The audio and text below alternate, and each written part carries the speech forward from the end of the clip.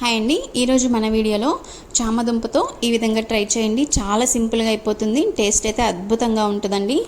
నేను ఇక్కడ oil heat ఎక్కిన తర్వాత అందులో పోపు దినుసులు యాడ్ చేసుకొని అందులోనే నేను బాయిల్ చేసుకొని పీల్ తీసుకొని చామదుంపల్ని కట్ చేసుకొని యాడ్ చేశానండి.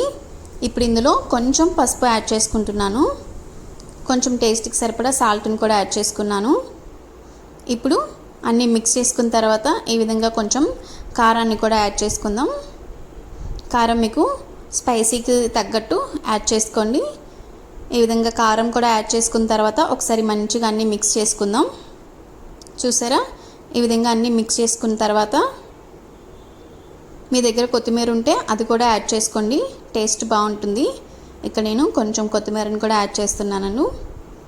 చూసారా, అంతేనండి, చాలా సింపుల్గా అయిపోతుంది. అసలు టేస్ట్ అయితే అద్భుతంగా ఉంటుందండి.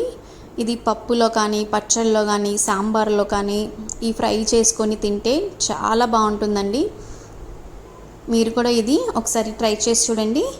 ఖచ్చితంగా మర్చిపోకండి మన ఛానల్ని లైక్ చేయండి, షేర్ చేయండి, సబ్స్క్రైబ్ చేయండి. Thank you.